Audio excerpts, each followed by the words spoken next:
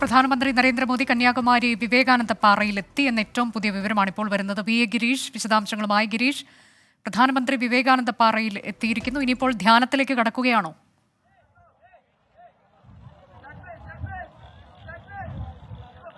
അനുജ, പ്രധാനമന്ത്രി നരേന്ദ്രമോദി 3 ദിവസത്തെ ഏകാന്ത ധ്യാനത്തിനായി ഇപ്പോൾ വിവേകാനന്ദ പാറയിൽ എത്തിയിരിക്കുന്നു. അദ്ദേഹം 5:10 തിരുവനന്തപുരത്ത് നിന്നും ഹെലികോപ്റ്റർ മാർഗം കന്യാകുമാരിയിലേക്ക് എത്തിയത്. അതിനുശേഷം PWD ഗസ്റ്റ് ഹൌസിൽ അല്പനേരം വിശ്രമിച്ച ശേഷം പിന്നീട് കന്യാകുമാരി ദേവീക്ഷേത്രത്തിൽ ദർശനം നടത്തി ഇവിടെയുള്ള പൂജകളിൽ പങ്കെടുക്കുകയും അതോടൊപ്പം തന്നെ മറ്റു ചടങ്ങുകളിൽ പങ്കെടുക്കുകയും ഒക്കെ ചെയ്ത ശേഷമാണ് അദ്ദേഹം റോക്ക് ജെട്ടിയിലേക്ക് എത്തിയത്. അവിടെ പ്രത്യേകം തയ്യാറാക്കിയ ബോട്ടിൽ അതോടൊപ്പം നാവികസേനകളുടെയും ഒക്കെ അകമ്പടിയോടുകൂടിയാണ് പ്രധാനമന്ത്രി നരേന്ദ്രമോദി വിവേകാനന്ദ പാറയിലേക്ക് എത്തിയത്. ഇപ്പോൾ അദ്ദേഹം വിവേകാനന്ദ പാറയിലെ മുകളിലത്തെ വശത്ത്, അതായത് സ്വാമി വിവേകാനന്ദൻ ധ്യാനമിരുന്ന 3 ദിവസം ധ്യാനമിരുന്ന അതേ സ്ഥലത്തേക്ക് അദ്ദേഹം ധ്യാനത്തിനായി പ്രവേശിച്ചു കഴിഞ്ഞു. ഇന്ന് രാത്രിയും നാളെ പകലും നാളെ രാത്രിയിലും മറ്റന്നാൾ രാവിലെയും അദ്ദേഹം ധ്യാനത്തിലായിരിക്കും. ഇതിനുശേഷം മറ്റന്നാൾ വൈകുന്നേരം 4 മണിക്ക് ശേഷം മാത്രമായിരിക്കും അദ്ദേഹം വിവേകാനന്ദ പാറയിൽ നിന്ന് തിരിച്ച് കന്യാകുമാരി റോക്ക് ജെട്ടിയിലേക്ക് എത്തുക.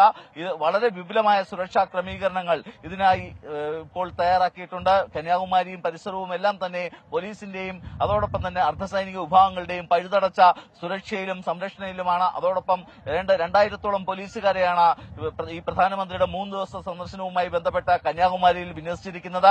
കടലിലാകട്ടെ നാവികസേനയുടെയും കോസ്റ്റ് ഗാർഡിന്റെയും ഒക്കെ നിരന്തരമായ നിരീക്ഷണം ഇപ്പോൾ ശക്തമാക്കിയിട്ടുണ്ട്. അതോടൊപ്പം ഏറ്റവും പ്രധാനമായിട്ടുള്ളത്, ഈ പ്രധാനമന്ത്രി വിവേകാനന്ദ പാറയിലേക്ക് കടക്കുന്ന അല്ലെങ്കിൽ പോകുന്ന സമയം ഈ തീരപ്രദേശത്ത് ബീച്ചിലൊക്കെ വളരെ കർശനമായ നിയന്ത്രണങ്ങൾ ഏർപ്പെടുത്തിയിരുന്നു എന്നുള്ളതാണ്. വിനോദസഞ്ചാരികളെ അടക്കം നിയന്ത്രിച്ചുകൊണ്ടാണ് ഇത്തരത്തിലൊരു ക്രമീകരണം പോലീസ് ഇവിടെ ഏർപ്പെടുത്തിയിരുന്നത്.